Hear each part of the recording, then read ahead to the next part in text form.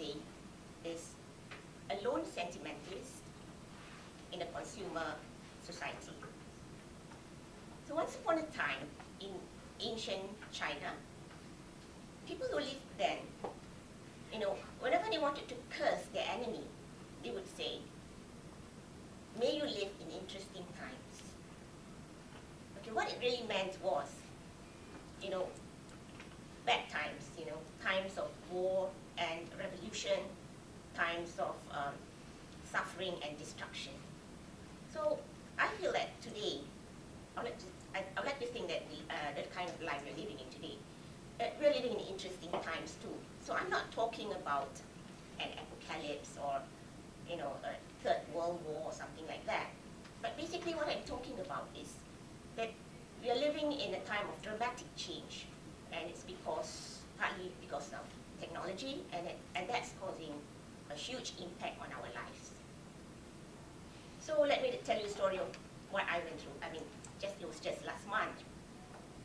What happened was, okay, firstly, let me say that, after passing through all these years, I would think that I have, gone through, I have tasted enough of life's sweet and bitter lessons that would make me a much better person, would have made me more patient, more cool-headed, and also more rational. But, just like everyone else, I'm also striving, and we are in a constant struggle to try to improve ourselves, right? But sometimes things just don't turn out right. So what happened last month was, I found out that my dress, a new dress that I just bought online, was actually stained. It was stained by my cardigan, a purple cardigan, so it caused some stains there. So my mom told me about that, she discovered that. And I said, well, it's okay, it's no big deal, it's a stained dress. It was not an expensive dress. It's just I bought it for $50 on the internet.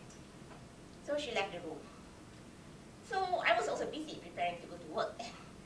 But anyway, I picked it up, so it was very crisply ironed, but now it's not.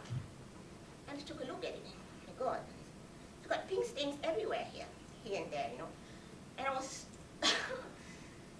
I was quite shocked to see. It ended up like this. And I was filled with some kind of turmoil in my heart. It was like kind of loss, kind of sadness, regret, what happened to this dress. Because it turned out to be my favorite dress, even though I bought it 1 month ago. I've been wearing it a few times. And so when this happened, it just, it was like a volcano inside of me, It was like a sleepy volcano suddenly, just at that moment, it wanted to erupt. So there was a rumbling. It's like I went to the kitchen and I said, Ma, I think I called my mom, Ma, okay, in Malay we call Ma, I said, I just want to throw it away, this dress. Why would I want to keep it anymore? And as for that cardigan that also caused a stain, I don't want to throw that away because it may cause, stains to other dresses as well. Then just throw it away. So I just put it in the kitchen. But there was a garbage chute there, and why didn't I throw it away myself, right? Why do I just tell people I want to throw it away? So my mom she's a very cool person, and she said that, oh, you don't have to throw it away, you can give it away to some people who may need it, some needy people. It's still new, it's 1 month ago. So the thing is, when I left for the office, and I was walking to the office under the trees, and I was feeling rather sad about my decision to throw away, my suggestion to throw away the dress. And I think it was wrong for me to put a death sentence on the dress just because it's stained.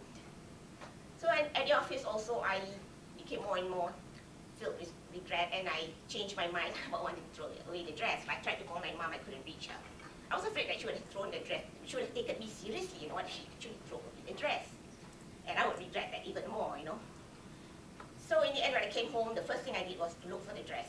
I looked high and low in the house, but I couldn't find the dress anywhere.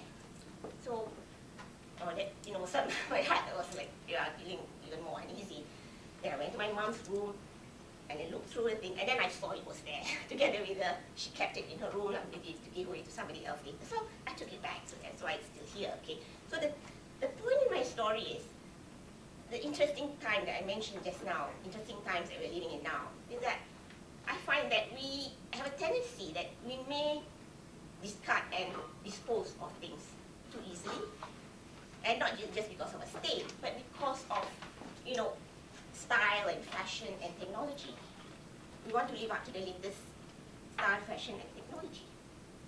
Or I think that is worrying, you know. And sometimes I also wonder if it's like we are trying to search for a kind of, what do you call it, kind of perfection, a utopia. That actually cannot get through such materials, right? So we throw away things when they are not perfect, and also want to live up to the style, fashion, and technology. And yeah, that's it. So we are living through this, I mean, we are living through a time of an age of perpetual disposable consumption. And in this age, there's a lot of lures and enticements. I mean, you have experienced it too, right? Like in terms of all these advertisements that you are getting, not only in the newspapers, but also on the internet. They're always bombarding you with ads that have been individualized because they know about you when you're browsing through the internet. They know what you like. You know what, the dress that you saw the other day and you didn't buy. And they come back and show you these images in the ads. So I think that is a worry, you know. That's a worry. I mean, you know about your smartphone.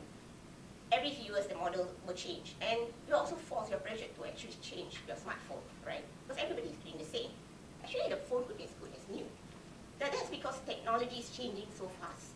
That's why it's happening like that. But technology is not bad.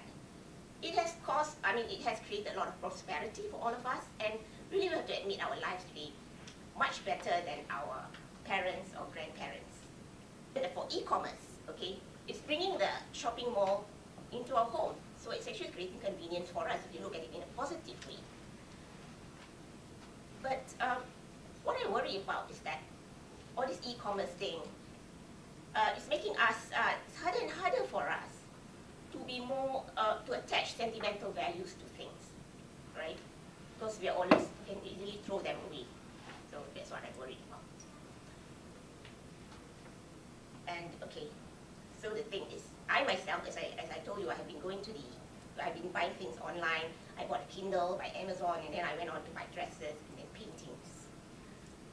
Okay, so the thing is, in our Asian society, Asian values teaches us to be more frugal, traditional Asian values. But in this millennial generation, we may find that we are also predisposed to buy things too much. Okay, so, but I think that we don't have to be worried too much. There's a glimmer of hope. There's a glimmer of hope that, you know, we will be able to find the serendipity. I mean, we'll be able to find pleasant and also valuable things to us in unexpected places and times if we have a heart. I mean, that means we're sensitive to the things around us. Okay? Because I also read that there was this quote from one of the scholars, I can't remember his name too well, but he said that in this in this, even as we, you know, even as we are enchanted with this, all this cyberspace thing and this cyberspace and also the, okay, what's that, the collective, I mean, we yearn for a community with a collective memory. So he was saying that in our hearts, we actually yearn for a collective memory. And I think what that means is that we wonder, what that means is that these are the stories that are passed from generation to generation to us, and this is valuable to give us moral support and all that in such changing times. Okay. So, so this one, I want to tell you the story about my mom. Okay. My mom, she had a childhood in the 1950s, so her childhood was more about like, she was buying, no, she was not buying, she was like more like a seller, because people were poor at that time. That was just after the war. So she was more like a seller, she had to sell things, in the market. Actually in her own village, okay? And then when it rained, when there was a thunderstorm, they had to go out to this big tree and collect the cotton that came from the kapok tree so that they could make into pillows and mattresses in those times, okay? So her experience as a child with buying and selling, is different from what we have here today, okay? Like for me, I told you the story about how I bought a painting from I bought a painting from an artist. She lived in the UK actually.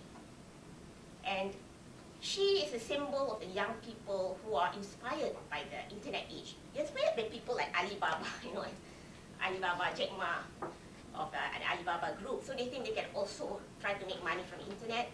But this artist, she tried to display her things there, but for many months, nobody bought the paintings at all. So I was actually the first one to buy.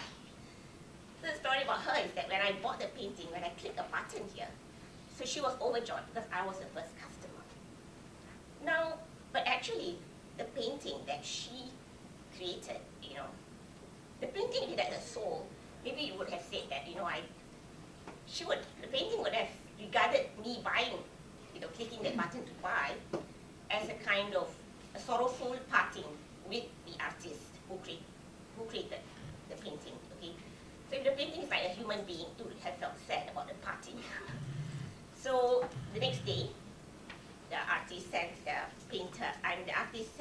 the painting to the post office, and the painting was sent to me. Now, if the painting had a soul, you can imagine, in the cargo hold of the plane. I mean, this painting was taking its first journey from UK to Singapore. So, there was actually, I could imagine actually, a conversation between this painting and a plastic cup that was also in the cargo hold. And the plastic cup I call Mr. Disposable, and this painting is Miss Pretty. So Mr. So Disposable told Miss Pretty, okay, you're so pretty, and I think you will be treasured, wherever you are. And as for me, I'm Mr. Disposable, and it's a plastic cup. And I'm going to be thrown in the garbage can, pretty soon, wherever I go. But you have a better future. Your owner will treasure you and put you in a pride place in the home or something. Now Miss Pretty said, I wouldn't be sure, because, like beauty lies in the eyes of the beholder. Who knows whether the person who bought me will be happy or not, right? Yeah. So, but the story ended well because I was happy with the painting. Okay. So the thing is, I want to tell you, when I grew up also, I was born in also a shop house. Talking about all these shops, I was also born in a shop house in Singapore, and I grew up in the 1970s actually. And my house had a balcony in front and a spiral staircase behind. So this spiral staircase, it led to a dark place where it rained and there was a kind of smell of decay. Okay, so it was like a dungeon to me, and I wonder if it was haunted or anything, but it was a dark place. But okay, this house, every Friday, something magical would happen, because in front of the house there was, there would be tents set up, and you would hear the sound of tents being set up. So that was the night market actually. So in those days we didn't have e-commerce, but we had the night market every Friday kind of thing, And it was in this night market that I saw a boy, he was with a grandmother, a little boy, and the grandmother was schooling him. Brutal to, but who's brutal to who, I don't know. This boy was throwing a tantrum, and the mother was like, the grandmother was dragging him along, but he refused to budge. It seemed that he wanted to buy a toy, the grandmother refused to buy a toy, and some children do throw tantrums, right? So it was interesting to me, who lead you this story, and I just followed them for a while and through the crowds, and she didn't buy any toy for him. So I think this story is just like, for us, we have this yearning and craving to buy things. I think it's already programmed in us. Even as kids, they want a toy, they want it so much, right? So we have to quell our, cravings to buy this and that, just because, due to some impulse, So we should be more careful. So I think that to counter all this, what we can is to go back to our traditional values, and to appreciate things more, okay? To appreciate things more. And then I think with the heart, then we will get the serendipity. With a heart that's sensitive to things, then we may be able to get something pleasant and valuable for our own experience, even when we're going through unexpected twists and turns in our life. So that would be my talk for today.